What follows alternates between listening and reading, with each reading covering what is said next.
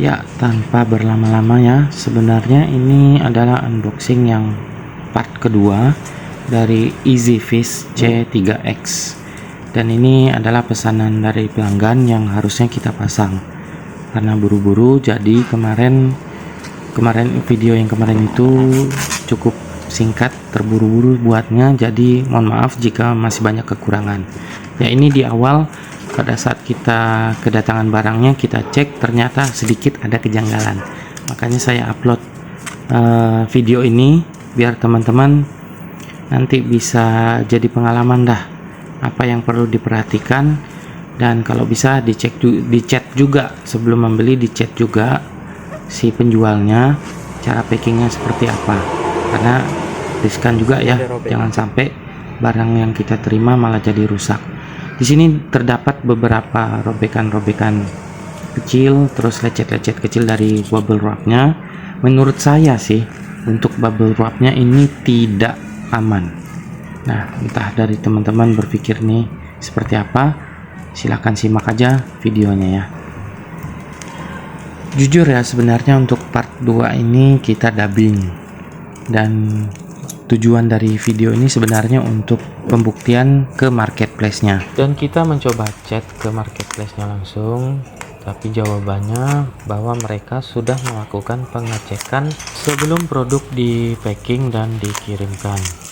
Tapi jika memang benar produk ini dikirim dalam keadaan baik-baik saja, seharusnya tiba di tempat kita tidak menemukan problem yang bisa dikatakan cukup serius lah ya.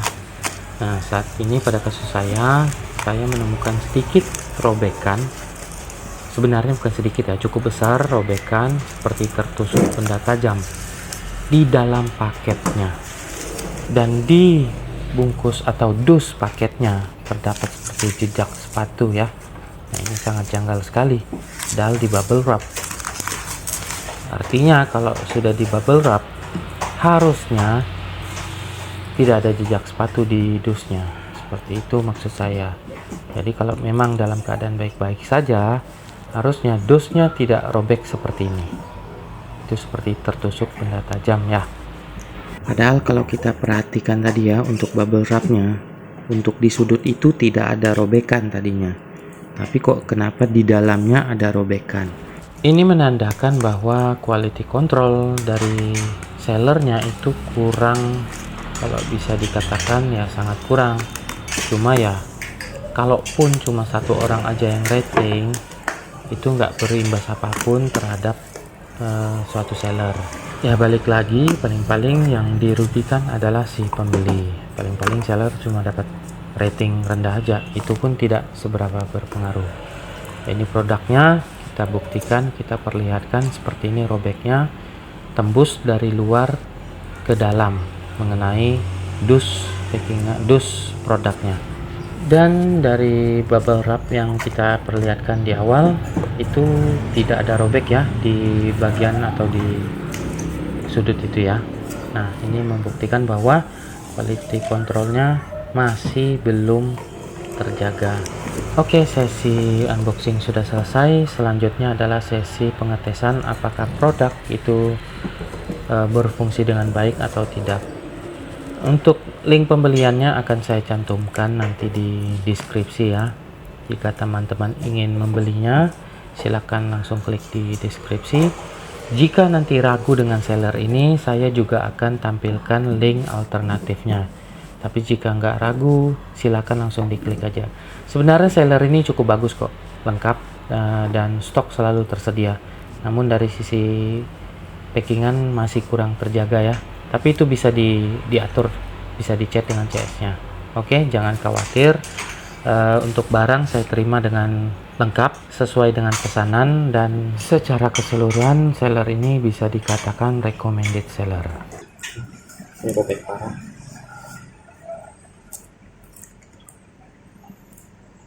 Di sudut sini ada robek ya, tembus dari kemasannya. Kita akan komplain. Coba kita lihat, masih berfungsi. Kalau rusak kita komplain ya, kita retur. Di sini sedikit seperti ini ya. Untuk yang tipe C6N ini belum saya buatkan ya untuk videonya, berhubung buru-buru buatnya. Tapi jangan khawatir, untuk unitnya saya masih ada. Jika teman-teman kepingin dibuatkan review dan seperti apa kualitas gambarnya, tolong di chat di kolom komen ya. Nanti jika banyak yang ingin reviewnya, oke, kita buatkan videonya. Kita lanjut ke sesi berikutnya.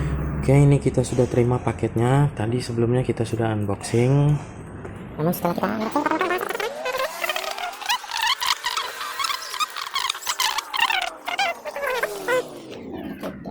oke, kita coba akan buka ini. Nanti kita perlihatkan kotak luarnya ya. Setelah kita bongkar ini, nanti kita coba cek juga masih berfungsi atau enggak. Jika misalnya ini tidak berfungsi atau rusak, kita akan coba retur. Tadi sudah kita cek, tapi jawabannya masih ngambang.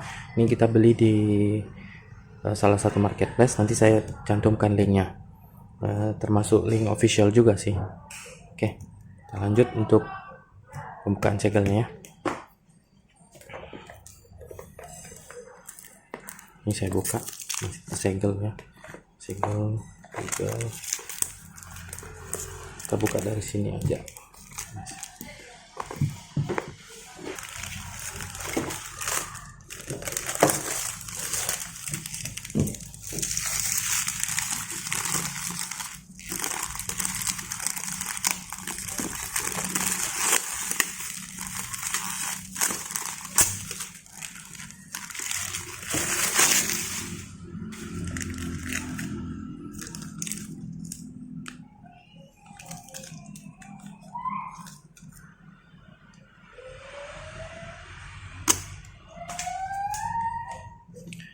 Oke, kemasan plastik, segel plastik sudah kita buka.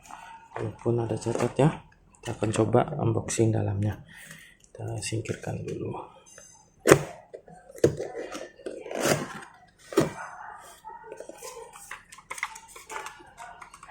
Panduan singkat security service,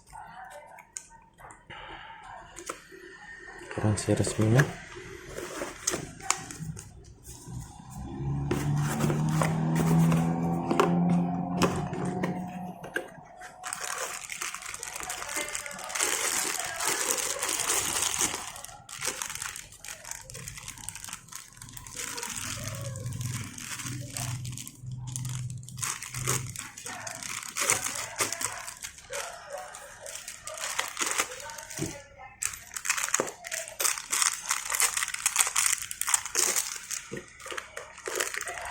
Ini visi kameranya.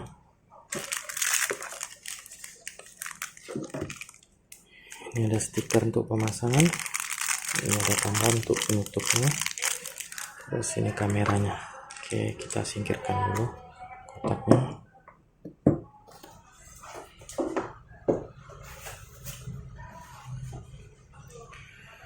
Oke, penampilan secara fisik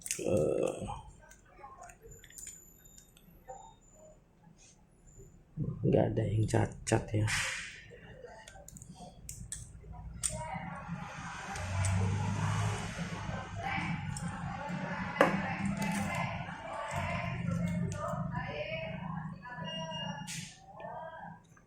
Kita coba lihat dari kotaknya, sudut sini, dari sini berarti harusnya kena di sini ya. Secara fisik chargernya juga bagus ya, tidak ada yang cacat. Untuk kameranya secara fisik juga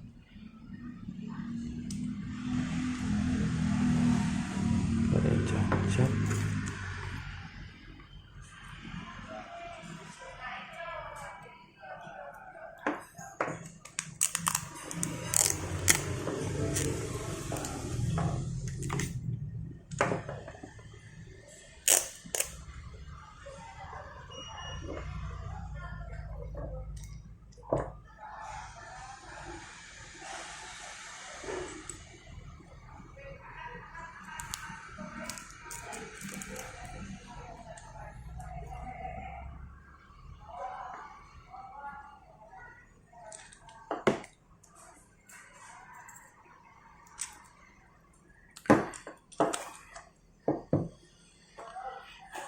Oke, secara fisik tidak ada yang bermasalah. Setelah unboxing ini kita coba secara fungsional ya, apakah kameranya berfungsi atau enggak.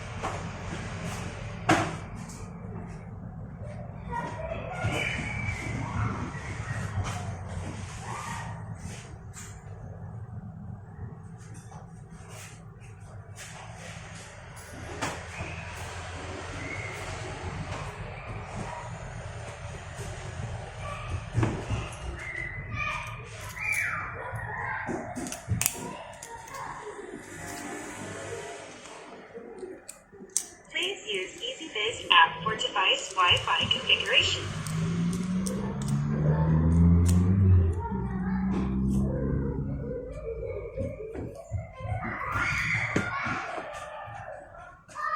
Oke, secara fungsi power masuk dan nyala.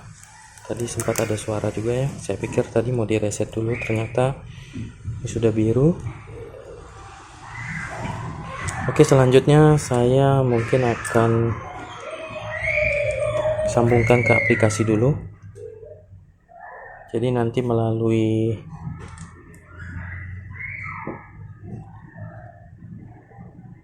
nanti saya nggak bisa kasih gambar karena kameranya cuma satu. Jadi kita nanti pakai screenshot aja, bukan screenshot, screen record ya. Oke, saya tutup dulu di sini. Kemudian nanti lanjut ke screen record. Untuk menyambungkan kamera ke aplikasi, kita harus download dulu ya, EasyViz. Kita buka EasyViz-nya, kemudian tampilan berubah seperti ini. Kita ketuk yang ada tulisan add device atau tambah perangkat.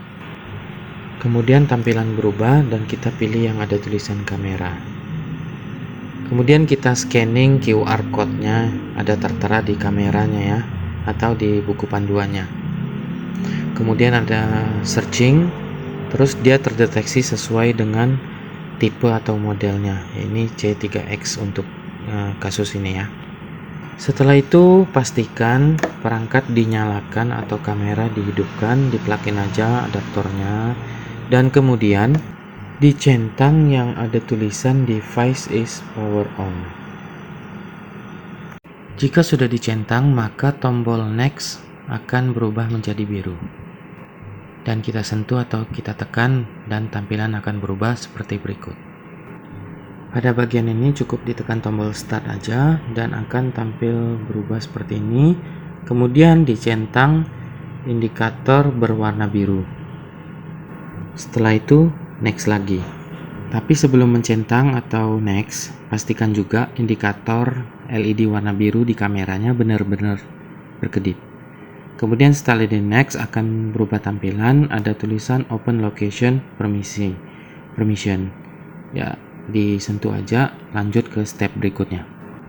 Diokekan aja permintaannya dan akan berubah permintaan untuk password dari WiFi masing-masing. Masukkan password, diokekan, kemudian next, dan akan berubah connect to device IP. Tinggal kita konekkan ke EasyViz-nya dengan cara menyentuhnya. Setelah terhubung akan tampil muncul seperti ini. Kemudian kita rubah namanya sesuai keinginan kita, tentunya sesuai dengan penempatan kameranya. Kemudian kita lanjut next. Setelah ini adalah proses konfigurasi antara WiFi dan perangkat atau kameranya. Ditunggu aja prosesnya sampai 100%, kemudian biasanya ada suara dari kameranya, device is connecting, dan akan muncul gambar seperti ini. Dan ini sudah mulai merekam ya langsung. Dan jika muncul tampilan seperti ini, artinya device atau perangkat sudah berjalan semestinya. Oke, ternyata terbukti ya perangkat berjalan dengan normal semestinya. Jadi ini kita bisa aplikasikan sudah dan bisa kita gunakan. Jadi kita urungkan niat untuk komplain ya. Ya, sampai di sini video kali ini. Semoga info ini berguna dan bermanfaat, dan like and share. See you next time.